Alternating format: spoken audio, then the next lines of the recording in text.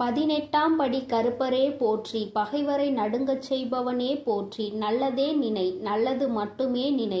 கருப்பசாமி பிள்ளைகளுக்கு இந்த அப்பனின் அன்பும் பாதுகாப்பும் என்றுமே 100% முழுமையாக இருக்கும் கிடைக்கும். உன் பிரச்சனைக்கு ஒரு அவசரமான செய்திகளை நான் கொண்டு வந்திருக்கின்றேன். என் தங்கமே, உன்னுடைய குலதெய்வத்தின் வாசலில் நின்று கொண்டு உனக்கு ஒருவர் இது போன்ற ஒரு காரியத்தை செய்து கொண்டிருக்கிறார். அவர் என்ன காரியம் செய்கிறார், எதற்காக செய்கிறார் என்பதை உனக்கு தெரிவிப்பதற்காகவும், இதனால் உன்னுடைய வாழ்க்கையில் உனக்கு என்ன நடந்து கொண்டிருக்கிறது என்பதை உனக்கு புரிய வைப்பதற்காகவும் வந்திருக்கின்றேன். என் தங்கமே, பொதுவாகவே இன்று இருக்கின்றவர்கள் எல்லோருமே குலதெய்வத்தினை கண்டு அதிகமாக பயப்படுவதில்லை. நாம் என்ன வேண்டுமானாலும் செய்யலாம், நம் குலதெய்வம் அதை கண்டுகொள்ள மாட்டார்கள். ஏனென்றால் நாம் அவர்களின் பிள்ளை அல்லவா. நாம் செய்கின்ற செயல்கள் எல்லாவற்றையுமே நம்முடைய குலதெய்வத்திடம் நாம் நியாயப்படுத்தி விடலாம் என்று நினைக்கின்றார்கள். அவர்களினுடைய இந்த சிந்தனை தான் இது போன்ற ஒரு காரியத்தை உனக்கு செய்ய தூண்டி இருக்கின்றது. என் தங்கமே, உனக்கு அவர்கள் என்ன செய்ய வேண்டும் என்று நினைத்தார்கள் தெரியுமா? உன்னுடைய வாழ்க்கையில் நீ செய்கின்ற அத்தனை விஷயங்களையும் தடுத்து நிறுத்துவதற்காக அவர்கள் பல முயற்சிகளை செய்து கொண்டிருக்கின்றார்கள். நீ இப்பொழுது செய்து கொண்டிருக்கின்ற வேளையில் நீ எந்த ஒரு முன்னேற்றத்தையும் அடைந்துவிடக் கூடாது என்று நினைக்கின்றார்கள். அது மட்டுமல்ல, நீ என்ன செய்தாலும் அது உனக்கு எந்த விதமான பலனையும் கொடுத்துவிடக் கூடாது என்றும் நினைக்கின்றார்கள். எப்படி அவர்கள் நினைக்கின்ற விஷயங்கள் உன்னுடைய வாழ்க்கையில் எப்படியும் ஈடேறி விட வேண்டும் என்று அவர்கள் துடித்துக் கொண்டிருக்கின்றார்கள். எத்தனையோ முயற்சிகளை செய்தும் அது பலன் கொடுக்காமல் போனதால் தான் கடைசியாக இப்பொழுது உன் குலதெய்வத்தின் முன்னால் வந்து நின்று கொண்டிருக்கின்றார்கள். தம்முடைய குலதெய்வத்திடம் நாம் சொன்னால் அந்த காரியம் நம் வாழ்க்கையில் நிச்சயமாக நடந்துவிடும்.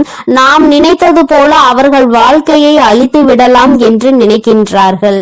அவர்கள் இப்படி நினைப்பதற்கு பலன் அவர்களுக்கு என்ன கிடைத்திருக்கிறது தெரியுமா? இத்தனை நாட்களும் மற்றவர்கள் மூலமாக உனக்கு அவர்கள் செய்த வினைகள் எதுவுமே பலிக்காமல் போனதற்கு காரணம் என்னவென்று அவர்களுக்கு புரியவில்லை. அதனால்தான் உன்னுடைய குலதெய்வத்திடமே உன் வாழ்க்கையை அழிக்க சென்று நின்று கொண்டிருக்கின்றார்கள். ஆனால் உண்மையான விஷயம் என்னவென்றால், அவர்கள் உனக்கு செய்த காரியத்தை எல்லாவற்றையுமே உன்னை நெருங்க விடாமல் முறியடித்ததே உன்னுடைய குலதெய்வம்தான். அது புரியாமல் குலதெய்வத்தின் வாசலில் நின்று கொண்டு உனக்கு இந்த செயலை செய்ய துணிந்து நிற்கின்றார்கள். இனி எப்படி இதிலிருந்து அவர்களை மீட்டெடுக்க வேண்டும் என்றுதான் இந்த தாயானவள் ஒரு யோசனையோடு இப்பொழுது உன் முன்னால் வந்து நின்று கொண்டிருக்கின்றேன். ஏனென்றால் இதை செய்ய நினைப்பவர்கள் வேறு யாரும் கிடையாது, உன்னுடைய குடும்பத்தில் இருக்கின்ற ஒரு உறவுதான். என் தங்கமே, அந்த உறவானது என்ன செய்கிறது தெரியுமா? கோயிலுக்கு செல்லும் பொழுதெல்லாம் தன்னுடைய வேண்டுதல்களை வைப்பதோடு மட்டுமல்லாமல் தனக்கு என்ன வேண்டும் என்று கேட்பதோடு விடுத்து உன் வாழ்க்கையை அழிக்க வேண்டும் என்பதை பற்றி மட்டுமே கேட்டுக் கொண்டிருக்கின்றார்கள். எந்த ஒரு சூழ்நிலையிலும் உனக்கு நல்லது நடந்துவிடக் கூடாது, எந்த ஒரு சூழ்நிலையிலும் சந்தோஷமாக நீ வாழ்ந்துவிடக் கூடாது என்று அவர்கள் உறுதியாக நினைக்கின்றார்கள். இப்படி நினைப்பதன் பலனாக அவர்கள் வாழ்க்கையில் என்ன நடந்திருக்கிறது என்று கேட்பாயானால், சில காலமாகவே அவர்கள் வாழ்க்கையில் ஏதோ ஒரு தடமாற்றங்கள் நடந்து கொண்டிருக்கின்றது. அவர்கள் ஒன்று நினைக்க அவர்கள் வாழ்க்கையில் நடப்பது வேறொன்றாக இருக்கிறது. அவர்களின் வாழ்க்கையில் பிரச்சனைகள் வர வர அவர்கள் தெய்வத்திடம் சென்று என் பிரச்சனைகள் தீர்த்து கொடுங்கள் என்று கேட்கவில்லை. எனக்கு மட்டும் இத்தனை பிரச்சனைகளை கொடுக்கின்றாயே, அவர்களுக்கு ஏதாவது ஒரு பிரச்சனைகளை கொடுக்க கூடாதா என்றுதான் கேட்கின்றார்கள். இப்படி நினைக்கின்ற மனிதர்களை நாம் என்ன செய்ய முடியும்? என் தங்கமே, ஒரு முறை அல்ல, 2 முறை அல்ல, பல முறை அவர்களுக்கு எச்சரிக்கைகள் கொடுக்கப்பட்டது. இது போன்று செய்யக்கூடாது என்று அவர்களுக்கு உணர்த்தப்பட்டது. ஆனால் அதையெல்லாம் அவர்கள் கேட்டுக்கொள்வதாக இல்லை. அதனால்தான் இன்று அவர்கள் வாழ்க்கையில் மிகப்பெரிய பிரச்சனையை அவர்கள் சந்தித்துக் கொண்டிருக்கின்றார்கள். இன்று அவர்கள் சந்திக்கின்ற பிரச்சனையினால் உன் வாழ்க்கை சரியாகிவிட்டது. அவர்கள் தெரிந்தோ தெரியாமலோ செய்த ஒரு விஷயத்தினால் உனக்கு தெய்வம் துணையாகி விட்டது. அம்மா சொல்கின்ற விஷயம் உனக்கு புரிகிறதா? என் தங்கமே, ஒருவர் உன்னை கெடுக்க வேண்டும் என்று நினைத்து உன்னை சுற்றி சுற்றி வந்து உன் வாழ்க்கையில் எதையாவது செய்துவிட வேண்டும் என்று நினைக்கின்றார்கள் என்றால் அந்த நேரத்தில் தெய்வம் உனக்கு துணையாக நிற்கும் என்பதை முதலில் நீ புரிந்து கொள்ள வேண்டும். அப்படியானால் இவர்கள் செய்த காரியத்தினால் உன் வாழ்க்கையில் நல்ல விஷயம்தான் நடந்திருக்கிறது. ஒருபோதும் அவர்கள் நினைத்தது உன் வாழ்க்கையில் பலிக்கப் போவது கிடையாது. அவர்கள் என்ன செய்ய வேண்டும் என்று நினைத்தார்களோ அது உன் வாழ்க்கையில் நடக்க போவது நிச்சயமாக கிடையாது. ஆனால் தெய்வம் உனக்கு அதிகப்படியான பாதுகாப்பை எப்பொழுதும் கொடுக்க தொடங்கிவிட்டது. உன்னுடைய இஷ்ட தெய்வமான இந்த வராகியும் சரி, இனிமேல் உன்னுடைய வாழ்க்கையில் உனக்கு கொடுக்க வேண்டும் என்று நினைப்பதை சரியாக கொடுத்து விடுவார்கள். யாரெல்லாம் உன் வாழ்க்கையில் உன்னை அழிக்க நினைத்தார்களோ அவர்கள் எல்லாம் இனிமேல் தானாகவே அழிந்து போவார்கள். வாழ்க்கையில் பல கஷ்டங்களை கொடுத்தவர்கள் இன்று அதே கஷ்டத்தினால் வாழ்க்கையில் பல துன்பங்களை சந்திக்க போகின்றார்கள்.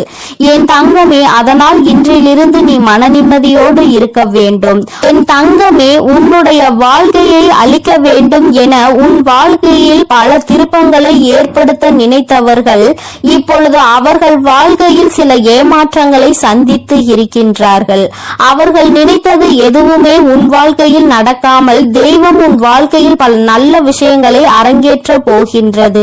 இனி உன் வாழ்க்கையில் நடக்கும் ஒவ்வொரு செயலும் உன் வாழ்க்கைக்கு ஏற்ற திருப்பத்தை கொடுத்து இந்த தாயானவளினுடைய ஆசீர்வாதங்களால் உனக்கு நல்லது மட்டுமே நடக்க போகின்றது. என் தங்கமே, உனக்கு நல்லதை கொடுக்க வேண்டும் என்று நான் முடிவெடுத்து விட்ட பிறகு இனி எந்த ஒரு செயலும் உன் வாழ்க்கையில் உனக்கு பாதிப்பினை கொடுக்காது. தீமை செய்பவர்கள், கெட்டதை நினைப்பவர்கள் நிச்சயமாக ஒரு நாள் மனம் வருந்துவார்கள். எதற்காக நாம் குலதெய்வத்தின் முன்னால் நின்று இது போன்ற தவறான காரியத்தை செய்தோம் என்று அவர்கள் குலதெய்வத்தினாலேயே தண்டிக்கப்படுவார்கள். குலதெய்வம் அவர்களுக்கு தண்டனையை எப்படி கொடுக்கும் தெரியுமா? எதையெல்லாம் அவர்கள் உன் வாழ்க்கையில் செய்ய நினைத்தார்களோ அதையெல்லாம் தெய்வம் அவர்களுக்கு கொஞ்சம் கொஞ்சமாக கொடுத்துவிடும். அதனால் அவர்கள் வாழ்க்கையில் இனிமேல் ஒரு நாளும் இது போன்ற தவறுகளை யாருக்கும் செய்யக்கூடாது என்று நினைப்பார்கள்.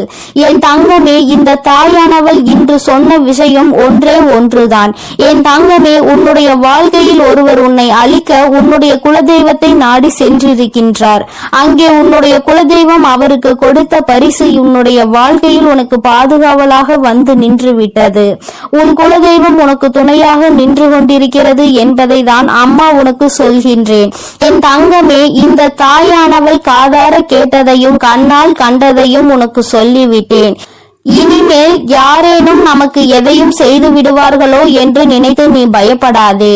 அவர்கள் உனக்கு காவலாக வந்ததற்கு காரணமே இவர்கள் குலதெய்வத்திடம் சென்று சொல்லி குலதெய்வம் செய்யாமல் போன விஷயத்தை அவரிடமும் சென்று கேட்க கூடாது என்பதற்காக தான். உனக்கு பாதுகாவலாக இனிமேல் உன் குலதெய்வம் உன் வாசலிலேயே நின்று கொண்டிருப்பார்கள் என்பதை மட்டும் நினைவில் வைத்துக்கொள். இனி என்றுமே உன்னுடைய வாழ்க்கையில் உனக்கு முழுமையான சந்தோஷம் மட்டுமே கிடைக்கும். உன்னை அழிக்க நினைத்தவர்கள் முன்னிலையில் நீ நல்லபடியாக வாழ்ந்து காட்ட போகிறாய்.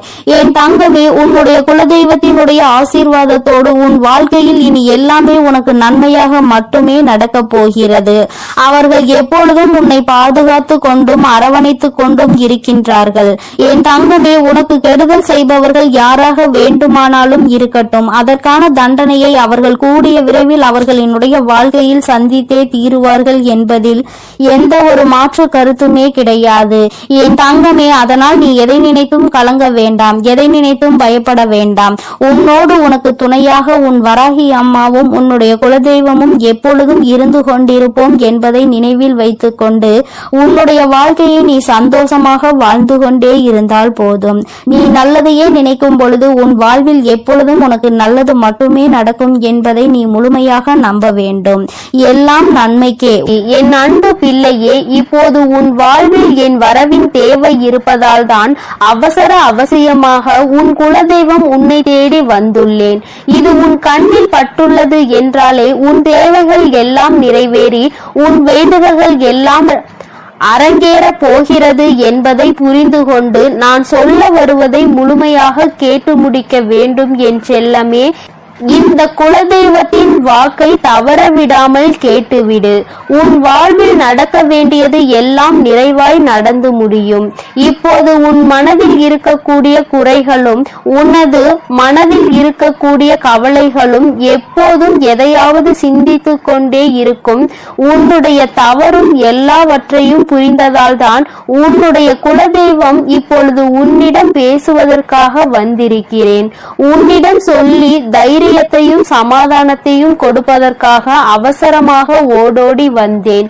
நீ பல நேரங்களில் என்னை நினைப்பதையும் வணங்குவதையும் மறந்து விடுகிறாய். ஆனால் உன் குலத்தை காக்கும் உன் குலதெய்வம் நான் எப்படி உன்னை மறக்க முடியும்? நீ என்னுடைய வம்சம் அல்லவா? நீ என்னுடைய சன்னதி அல்லவா? உன்னை எப்படி நான் வெறுக்க முடியும்? நான் நிச்சயம் உன்னை காப்பாற்றுவதற்காக கடமைப்பட்டுள்ளேன். உன்னுடைய பிரச்சனைகளில் இருந்து உன்னை மீட்டெடுப்பதற்காக ஓடோடி வந்துள்ளேன். நித்தமும் ஏதாவது ஒரு வகையில் நல்லது நடந்துவிடும் என உன் வராகி அம்மாவை நீ வணங்கி கொண்டிருக்கிறாய். ஆனால் எதுவும் நல்லது நடக்கவில்லையே என மனதிற்குள் வருத்தத்தோடு சுற்றி திரிகிறாய். இப்போது நானே உன்னை தேடி வந்து விட்டேன். உன் மனமானது நான் சொல்வதை முழுமையாக கேட்டாலும் கூட அதை எந்த அளவிற்கு நீ நம்பிக்கையோடு ஏற்றுக்கொள்கிறாய் என்பதை உன்னால் அறிய முடியும் தானே. இப்போது நான் உனக்கு என்ன சொன்னாலும் என்ன செய்தாலும் உன் யோசனைகள் எல்லாம் உன்னுடைய பிரச்சனைகளை பற்றியும் நீ நினைத்த காரியத்தை பற்றியும் தானே இருக்கிறது. பிரச்சனைகளில் இருந்து எப்படி வெளிவர போகிறோம், நான் நினைத்த காரியத்தில் எப்படி வெற்றியை அடைய போகிறேன் என்று நித்தமும் நீ சிந்தனையில் மூழ்கி இருப்பதால் எதையும் யோசிக்க முடியாமல் தெளிவான முடிவு எடுக்க முடியாமல் தடுமாறுகிறாய். உன்னுடைய எல்லா பிரச்சனைகளுக்குமான தீர்வை உன்னால் மனதிற்குள் அமர்ந்து கொண்டு நான் சொல்லிக் கொண்டே இருப்பதன் ஏன் உன்னால் கேட்க முடியவில்லை? என் செல்லமே, என் மீது அசைக்க முடியாத ஆழமான நம்பிக்கை வைத்திருப்பவர்களில் நான் ஒருபோதும் தோற்று போக விடமாட்டேன். நீ பல நேரங்களில் என்னை வணங்கியது கிடையாது. உன் குலதெய்வம் நான் தான் என்பதை கூட நீ யோசித்து உணர்ந்தது கிடையாது. ஆனால் உன்னை பெற்றவர்கள் அப்படி இல்லையே. அவர்கள் பலமுறை என்னை வணங்கி இருக்கிறார்கள். எனக்காக பல பிரசாதங்களை படைத்திருக்கிறார்கள். என்னையும் என் குடும்பத்தையும் நீங்கள் தான் காப்பாற்ற வேண்டும் என பொறுப்பை என்னிடம் ஒப்படைத்து இருக்கிறார்கள். அப்படி இருக்கும் போது நான் எப்படி உன்னை சும்மா விட்டுவிட முடியும்? அதனால் தான் உனக்கும் உன் குடும்பத்திற்கும் உன் வாழ்க்கைக்கும் உன்னை சுற்றி இருக்கக்கூடிய உறவுகளுக்கும் நல்லது செய்வதற்காக ஓடோடி வந்துள்ளேன். உனக்காக அனைத்தையும் பார்த்து பார்த்து செய்து கொண்டிருக்கும் என்னையும் என் அன்பையும் உனக்காக அருள் செய்ய வந்திருக்கும் என் தூய்மையான உள்ளத்தையும் நீ எப்போது புரிந்து கொள்ள போகிறாய்? நீ கேட்ட உடனே நொடி பொழுதில் என்னால் உனக்கானதை செய்து கொடுக்க முடியும். உன்னுடைய அத்தனை கஷ்டங்களையும் பிரச்சனைகளையும் கூட மாற்றி அமைத்து சரி செய்ய முடியும். என் செல்லமே, இருந்தும் கூட நீ கேட்டதை எதற்காக நான் இன்னும் செய்து தரவில்லை என தெரியுமா? எல்லாம் உன் மேல் உள்ள அக்கறையில் தான் என்பதை நீ புரிந்து கொள். ஒரு விஷயம் நான் உனக்கு கொடுக்கிறேன் என்றால் அது உன் வாழ்க்கைக்கு சரியாக வருமா? உனக்கு அதன் மூலமாக நிம்மதி கிடைக்குமா என எல்லாவற்றையும் யோசித்துதான் நான் செய்வேன். உன் வாழ்க்கைக்கு எது தேவையோ நீ கேட்பதை எல்லாம் கொடுத்தால் உன் வாழ்க்கை நிம்மதியாகவும் நிலையானதாகவும் நன்மைகளை தருவதாகவும் இருக்குமா என பார்த்துதானே உனக்கு அதனை நான் செய்து கொடுத்து கொண்டிருக்கிறேன். உனக்கு தேவையான நேரத்தில் தேவையான சமயத்தில் அனைத்தையும் உன்னிடம் கொண்டு வந்து சேர்க்கும் வேலைகளை தான் நான் செய்து கொண்டிருக்கிறேன். உனக்கான நேரமும் காலமும் கூடி வந்து விட்டது என் செல்லமே. உன் வாழ்க்கையின் மீது உன்னை விட உன் அம்மாவாகிய எனக்கு தான் பொறுப்பு அதிகம் இருக்கிறது. கூடிய விரைவில் உனக்கான நல்லதை நான் நடத்தி கொடுத்து உன்னை சந்தோஷமாய் வாழ வைப்பேன். அதுதானே எனது கடமையும் பொறுப்பும். நிச்சயமாக என் ஆசீர்வாதத்துடன் நீ ஆசைப்பட்டது எல்லாம் உன்னிடம் கொண்டு வந்து சேர்க்க வேண்டியது என்னுடைய பொறுப்பு. தேவை தேவையில்லாமல் பயப்படுவதும் குழப்பமடைவதும் வேண்டாம். நான் இருக்கும் போது உனக்கு என்ன கவலை? மனமகிழ்ச்சியோடு இருக்க முயற்சி செய். இறுதி கட்டத்தை நீ நெருங்கி வந்து விட்டாய். என் செல்லமே, உன்னை சுற்றி சுற்றி வந்து உன்னையே பாதுகாத்து கொண்டிருக்கும் என்னை உணர்ந்து கொள்ள முடியாமல் ஏன் இப்படி கஷ்டத்திலும் குழப்பத்திலும் சிக்கி தவிக்கிறாய்? உன் மனதிற்குள் ஏகப்பட்ட யோசனைகளும் பலதரப்பட்ட குழப்பங்களும் கவலைகளும் இப்படி உன்னை சூழ்ந்திருந்தால் எப்படி உன்னால் வாழ்க்கையை சந்தோஷமாக அனுபவித்து வாழ முடியும்? நிம்மதி இல்லாமல் அலைபாய்ந்து கொண்டே இருக்கிறாய். தைரியமாக இரு. உன் வாழ்வில் திடீர் திருப்பத்தை ஏற்படுத்தி நீ நினைத்த எல்லாம் உனக்கு ஏற்றபடி நான் செய்து காட்டுவேன். உன் வாழ்க்கையில் இன்பம் வராமல் இருந்து விடாது என் செல்லமே. ஏற்றம் வருமா வராதா, அல்லது இழப்புகளை என் வாழ்க்கையாக்கி விடுமா என நினைத்து மனதளவில் சோர்ந்து போய் இருக்கும் உன்னை என்னால் கண்கொண்டு பார்க்க முடியவில்லை. அதனால்தான் உன்னை மகிழ்விப்பதற்காக, உன் மனதை குளிர்விப்பதற்காக உனக்கான நல்லதை நடத்தி கொடுக்க ஓடோடி வந்து விட்டேன். இந்த குலதெய்வ வாக்கை சாதாரணமாக நினைத்து கொள்ளாதே. வாழ்க்கையில் திடீர் திருப்பத்தின் மூலமாக சந்தோஷத்தை நான் உனக்கு கொடுக்க போகிறேன். இந்த குலதெய்வம் குடும்பத்திற்கான வாக்கை, தெய்வ தீர்ப்பை நான் சொல்லிவிட்டேன். என் செல்லமே, இனி எல்லாம் சந்தோஷமான செய்திகள் உன் வாழ்வில் ஒவ்வொன்றாக வந்து சேரும். உன்னை சுற்றி இருக்கும் எல்லா கஷ்டமான சூழ்நிலைகளும் எல்லாம் விரைவில் மாறும். மாற்றம் ஒன்றுதானே மாறாதது. எந்த விஷயம் உன் மனதை காயப்படுத்தி இருக்கிறதோ, எந்த விஷயம் உனக்கு வேதனையை தந்து கொண்டிருக்கிறதோ அதை நீ சொல்லிதான் நான் தெரிந்து கொள்ள வேண்டும் என்ற அவசியம் கிடையாது. எல்லா பிரச்சனைகளையும் எல்லா கஷ்டங்களையும் சரி செய்து உன் வாழ்க்கையை சந்தோஷமானதாகவும் உனக்கு சாதகமானதாகவும் நான் மாற்றி அமைப்பதற்காக தானே எல்லா வேலைகளையும் செய்து கொண்டிருக்கிறேன். யார் உன் மனதை நோகடித்தாலும் அவர்களுக்கு தக்க பதிலடி கொடுக்க நான் தயாராகி விட்டேன். உன் வாழ்க்கையில் நல்ல மாற்றங்களை உண்டாக்கி உன்னை முன்னுக்கு கொண்டு வர வேண்டியதுதான் என்னுடைய வேலை. இனி ஒருபோதும் நான் உனக்கு நல்லது செய்யாமல் இருக்க மாட்டேன்.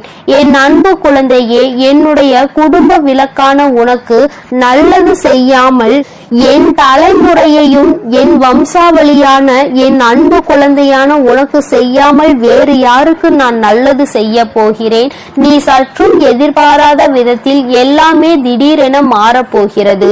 நீயே என்னை தேடி வந்து என் கண்கள் எதிரே ஆனந்த கண்ணீர் வடித்துக் கொண்டே நிற்க போகிறாய். அந்த அளவிற்கு எல்லாவற்றையும் நான் ஆசீர்வாதத்தோடு நான் உனக்கு செய்து முடிப்பேன். பொறுத்திருந்து பார் என் செல்லமே. மீண்டும் மீண்டும் நீ எனக்கு நன்றி சொல்லும்படி எல்லாம் நல்ல விஷயங்களும் உன் வாழ்வில் நிகழும். என் வாக்கு ஒருபோதும் பொய்யாகாது. பொய்யாகும்படி நான் விட்டுவிட மாட்டேன். நீ சிரித்து கொண்டே ஆனந்த கண்ணீர் வடிக்கக்கூடிய அந்த சந்தோஷ நிலையை பார்ப்பதற்காக நானும் காத்து கொண்டிருக்கிறேன். கூடிய விரைவில் எல்லாம் நல்லபடியாக நடக்கும். என்னுடைய கண் பார்வை உன் மீதுதான் இருக்கிறது. என்னுடைய அனுமதி இல்லாமல் உன் வாழ்வில் எதுவும் நடக்காது. தவறான விஷயங்களோ நல்ல விஷயங்களோ எதுவாக இருந்தாலும் உன் வாழ்வில் நடக்கவே நடக்காது. உன்னை நெருங்கவும் நெருங்காது. அனைத்தையும் நான் சரி செய்வேன். உன்னை சந்தோஷமாய் வாழ வைப்பதற்காகவே உன் வாழ்வில் அற்புதங்களை நிகழ்த்தி காட்டுவேன். எல்லாமே நன்மைக்கு என நம்பிக்கையோடு காத்திரு என் செல்லமே. உன் வாழ்க்கை நீ நினைத்ததை போலவே சொர்க்கமாக இருக்க போகிறது. உன்னை கஷ்டப்படுத்திய துன்பங்களும் காயப்படுத்திய உறவுகளும் உன்னை விட்டு விலக போகிறார்கள். எல்லாமே இனி நீ நினைத்தபடி வெற்றிகரமாக நான் உனக்கு நடத்தி முடித்து கொடுக்க போகிறேன். நீ நினைத்த விஷயங்களை எல்லாம் நல்லபடியாக நடக்க செய்து உன்னை நான் எப்பொழுதும் ஆசீர்வதித்துக் கொண்டே இருக்க போகிறேன். என் தங்க பிள்ளையே, அதனால் நீ எதற்காகவும் கலங்காதே. எதை நினைத்தும் வருந்தாதே. நீ நல்லதையே நினைத்தால் உன் வாழ்வில் எப்பொழுதும் உனக்கு நல்லது மட்டுமே நடக்கும். ஓம் சக்தி, ஓம் ஆதிபரா சக்தி, ஓம் ஸ்ரீ வராகி தாயே போற்றி போற்றி. என் அன்பு பிள்ளையே, நீண்ட நாட்களுக்கு பிறகு உன்னுடைய குலதெய்வத்திடம் இருந்து உனக்கு நல்ல குறி ஒன்று வந்திருக்கின்றது. என்னிடம் இருந்து உனக்கு நல்ல செய்தி ஒன்று வந்திருக்கிறது என்றால் நீ எத்தனை புண்ணியங்கள் செய்திருக்கிறாய் என்பதை ஒரு நிமிடம் உணர்ந்து கொள். உன் வாழ்க்கையில் எதுவும் எந்த ஒரு காரண காரியங்களும் இல்லாமல் நிச்சயமாக நடப்பது கிடையாது. என் தங்கமே, நீ 1000 தெய்வங்களை வணங்கினாலும் சரி, குலதெய்வத்தினுடைய அருள் இருந்தால்தான் ஒரு உயரிய வாழ்க்கையை நீ வாழ முடியும். உன்னுடைய வாழ்க்கையில் எல்லா நன்மைகளையும் நீ பெற முடியும் என்பது நிதர்சனமான உண்மை அல்லவா? என் தங்கமே, அதுபோலதான் இந்த ஒரு பரிகாரத்தை நீ செய்வாயானால், உன்னுடைய குலதெய்வத்தினுடைய அருளோடு நீ இதனை செய்வாயானால், அந்த பரிகாரம் வெகு விரைவாகவே உனக்கு வெற்றியினை கொடுத்துவிடும். என் தங்கமே, அப்படிப்பட்ட குலதெய்வம் உன்னுடைய இல்லத்தில் நிரந்தரமாக இருக்க வேண்டும் என்றால் நிச்சயமாக நீ அதற்கு என்ன செய்ய வேண்டும் என்று தெரிந்து கொள்ள வேண்டும் அல்லவா? உன்னுடைய குலதெய்வம் உன் இல்லத்தில் நிரந்தரமாக இருக்க வேண்டும் என்று நீ ஆசைப்படுகின்றாய் அல்லவா? அந்த ஆசையை உன் அம்மா நான் உனக்கு இன்று நிறைவேற்றி தரப்போகின்றேன். என் தங்கமே, அதற்கான வாய்ப்புகள் சற்று குறைவாக தான் இருக்கிறது என்றாலும், குலதெய்வம் உன் வீட்டிற்கு வரும் பொழுது அவர்கள் உனக்கு எல்லா நன்மைகளையும் வழங்க வேண்டும் என்று நினைப்பது நியாயமான கோரிக்கை தானே? என் பிள்ளையே, நீ நினைப்பது நியாயம்தானே? அவர்களை அங்கே நிரந்தரமாக உன்னால் குடியிருக்க வைக்க முடியாவிட்டாலும், என்று அவர்கள் உன் இல்லத்திற்கு வருகின்றார்களோ அந்த நாளில் உன்னுடைய வேண்டுதல்களை எல்லாம் அவர்கள் நிறைவேற்றி தர வேண்டும் என்று நீ நினைப்பது நியாயம்தான். அதை ஒருபோதும் உன் அம்மா நான் தவறு என்று சொல்ல மாட்டேன். என் தங்கமே, அப்படி குலதெய்வம் உனக்கு அனைத்து நன்மைகளையும் வழங்குவதற்கு உன்னிடத்தில் நீ என்ன செய்ய வேண்டும் தெரியுமா? என் தங்கமே, அம்மா சொல்கின்ற இந்த விஷயத்தை கவனமாக நீ கவனித்து நீ அதனை செய்து பார். நிச்சயமாக உன்னுடைய குலதெய்வம் உனக்கு எல்லா அருளையும் வழங்குவார்கள். அங்கே நிரந்தரமாக குடியிருக்காவிட்டாலும் உன்னுடைய தேவைகளையும் உன் வாழ்க்கையில் இருக்கின்ற கஷ்டங்களையும் உனக்கு நீக்கி தருவார்கள். என் தங்கமே, ஒரு எலுமிச்சை பழமும் ஒரு 3 1 நாணயங்களும் உன்னிடத்தில் இருந்தால் போதும். இந்த பரிகாரத்தை வளர்பிறையில் வரக்கூடிய வெள்ளிக்கிழமை அன்று நீ செய்ய வேண்டும். 1 அடி அகலமும் 1 அடி நீளமும் கொண்ட மஞ்சள் நிற துணி ஒன்றினை எடுத்துக்கொள். மஞ்சள் நிற துணி உன்னிடத்தில் இல்லை என்றால் வெள்ளை நிற துணியை எடுத்து அதை மஞ்சளில் நன்கு துவட்டி எடுத்துக்கொள். என் தங்கமே, அந்த துணியை நன்றாக சுத்தம் செய்து நீ அதில் நல்லபடியாக பன்னீரில் நனைத்து காய வைத்து விட வேண்டும். அதன் பிறகு அந்த துணியினை விரித்து அதில் 3 1 நாணங்களை முக்கோண வடிவில் வைக்க வேண்டும். குழந்தையே, அம்மா சொல்வது உனக்கு புரிகின்றது என்று நான் நினைக்கின்றேன்.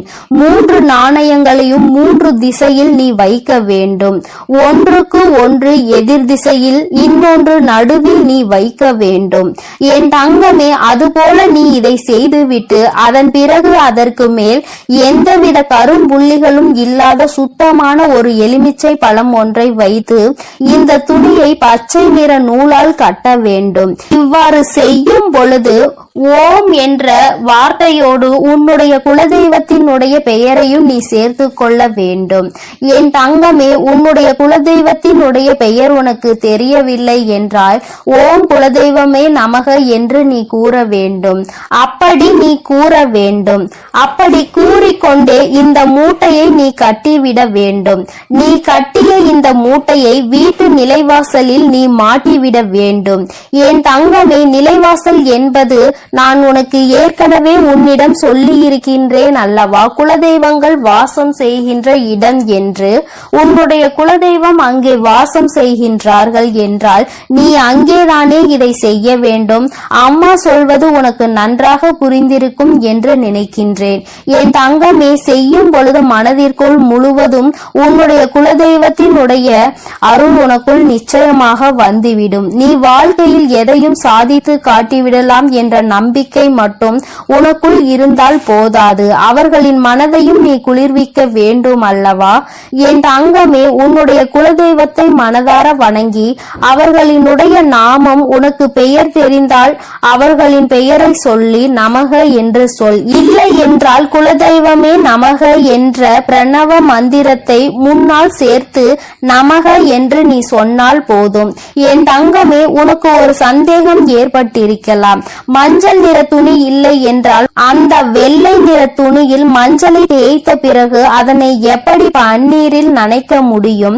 வண்ணம் போய்விடாதா என்று. என் தங்கமே, நீ அப்படி உனக்கு சந்தேகம் இருக்கிறது என்றால் பன்னீரை மஞ்சளில் கலந்து அதை எடுத்து நீ காய வைத்து விடு.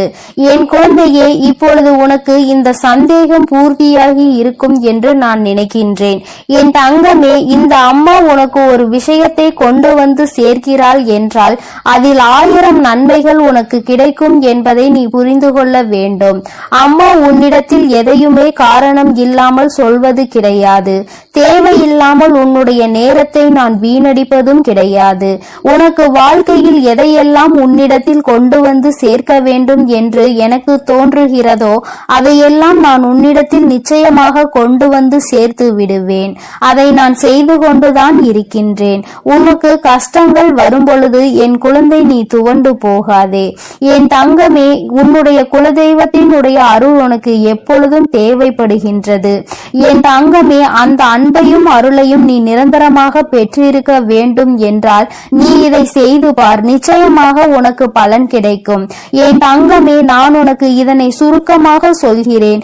இன்னொரு முறை தெளிவாக புரிந்து கொள். என் தங்கமே, மஞ்சள் நிற துணியை எடுத்துக்கொண்டு அதில் 3 1 ரூபாய் நாணயங்களை நீ முக்கோண வடிவில் வைத்துவிட்டு அதனுள் ஒரு நல்லதொரு எலுமிச்சை பழம் வைத்து அதனை நீ கட்டிவிட வேண்டும். நீ கட்டிய அந்த மூட்டையை உன்னுடைய நிலை வாசலில் நீ கட்டிவிட வேண்டும். என் தங்கமே, அதை நீ உள்புறமாக கட்டிவிடு. வெளிப்புறமாக தெரியும்படி கட்ட வேண்டாம். உள்புறமாக கட்டி தொங்கவிட்டால் போதும். நிச்சயமாக உன் குலதெய்வத்தின் அருள் அங்கு நிரந்தரமாக நிற்கும் என்பதை நீ புரிந்து கொள்வாய். என் தங்கமே, நீ தினமும் வீட்டில் பூஜைகளை செய்யும் பொழுது தீப தூப ஆராதனைகளை காட்டும் பொழுது நீ அதற்கும் சேர்த்து காட்டி வர வேண்டும். என் தங்கமே, ஒரு விஷயத்தை தெளிவாக புரிந்து கொள். எத்தனை தெய்வங்களை நீ வணங்கினாலும் சரி, எத்தனை பேரை நீ கையெடுத்து வணங்கினாலும் சரி, எதுவாக இருந்தாலும் உன்னுடைய குலதெய்வத்தினுடைய அருள் இருந்தால் மட்டும்தான் மற்றவர்கள் உனக்கு உதவி செய்வார்கள் என்பதை நீ புரிந்து கொள்ள வேண்டும். நான் உனக்கென்று ஒன்றை செய்ய நினைக்கும் பொழுது உன்னுடைய குலதெய்வம் அதை தடுத்து நிறுத்திவிட்டால் நிச்சயமாக அதை என்னால் ஒருபோதும் அவர்களை மீறி செய்துவிட முடியாது. அதனால் உனக்கென்று நான் தர நினைப்பதை கூட அவர்களினுடைய அனுமதியோடுதான் நான் நிச்சயமாக உனக்கு கொடுக்கிறேன் என்பதை நீ புரிந்து கொள். என்னாலும் குலதெய்வத்திற்கு முக்கியத்துவம் கொடுக்க வேண்டும்.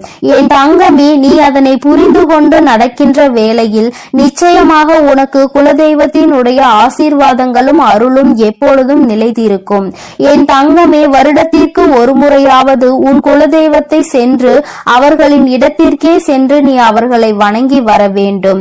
என் தங்கமே, குலதெய்வத்தை தேடி செல்லும் பொழுது உன்னுடைய இல்லத்தில் வாங்கி வைத்திருக்கின்ற சர்க்கரையை நீ எடுத்து செல். அதனை அங்கு சென்று வாங்கி வைக்க கூடாது. குலதெய்வ கோயிலுக்கு செல்லும் பொழுது எந்த பொருளையும் நீ கொண்டு செல்வதாக இருந்தாலும் அதை ஏற்கனவே உன்னுடைய இல்லத்தில் வாங்கி வைத்து எடுத்து செல்வதாக தான் இருக்க வேண்டுமே தவிர அங்கு சென்ற பிறகு அந்த இடத்தில் இருந்து வாங்கி நீ அவர்களுக்கு அதனை கொடுக்க கூடாது. என் தங்கமே, உன்னுடைய குலதெய்வத்திற்கு எப்பொழுதும் உன்னுடைய இல்லத்தில் இருந்துதான் நீ செய்ய வேண்டிய காரியங்களை எல்லாம் எடுத்து செல்ல வேண்டும். இதுவெல்லாம் நீ ஏற்கனவே அறிந்ததாக இருந்தாலும் அம்மா மீண்டும் உனக்கு ஒருமுறை ஞாபகப்படுத்துகிறேன். இந்த தாயானவள் உன் வாழ்க்கையில் வந்த பிறகு என் பிள்ளையின் வாழ்க்கையில் ஏதேனும் மாற்றங்கள் ஏற்பட்டிருக்கிறதா என்று நீ ஒருமுறை சிந்தித்து பார். என் தங்கமே, இந்த நல்ல நாளில் நீ மனமகிழ்ச்சியோடு இருக்க வேண்டும். எந்த ஒரு விஷயத்திலும் மனம் கலங்காமல் நீ நிச்சயமாக உன்னுடைய பூஜைகளை எல்லாம் நல்லபடியாக செய்து முடிக்க வேண்டும். உன்னுடைய நம்பிக்கையை ஒருபோதும் நீ குறைய விட்டு விடாதே. உன்னுடைய மனதிற்கு எல்லாமே நல்லபடியாக தான் நடக்கும் என்பதில் எந்த ஒரு மாற்று கருத்துமே கிடையாது. நல்ல எண்ணங்களையும் நல்ல சிந்தனைகளையும் கொண்ட என்னுடைய பிள்ளை வாழ்க்கையில் நிச்சயமாக நல்லதொரு நிலையை நீ அடைய போகின்றாய். நீ நினைத்த விஷயங்கள் எல்லாம் உன் கைகளில் வந்து சேர போகின்றது. அம்மா சொல்வதையெல்லாம் உடனடியாக நடக்கவில்லை என்றாலும் அது வெகு விரைவாகவே உன் வாழ்க்கையில் நடக்கும். உன்னுடைய நம்பிக்கையை எந்த அளவிற்கு நீ உயர்த்தி கொள்கின்றாயோ அந்த அளவிற்கு அனைத்தும் உன்னை வந்து விரைவாக சேரும் என்பதை நீ மறந்து விடாதே. என் அன்பு பிள்ளைக்கு உன்னுடைய குலதெய்வத்தினுடைய ஆசீர்வாதங்களும் உன் வராகி அன்னையினுடைய ஆசீர்வாதங்களும் எப்பொழுதும் முழுமையாக கிடைக்கும். என் தங்கமே, அதனால் நீ எதற்காகவும் கலங்காதே, எதை நினைத்தும் வருந்தாதே. நீ நல்லதையே நினைத்தால் உன் வாழ்வில் எப்பொழுதும் உனக்கு நல்லது மட்டுமே நடக்கும். ஓம் சக்தி, ஓம் ஆதிபரா சக்தி. என் அன்பு பிள்ளைக்கு இந்த கருப்பனின் ஆசீர்வாதமும் அன்பும் என்றுமே முழுமையாக இருக்கும். வேண்டும் வரம் தருபவனே போற்றி, வேட்டை பிரியனே போற்றி போற்றி.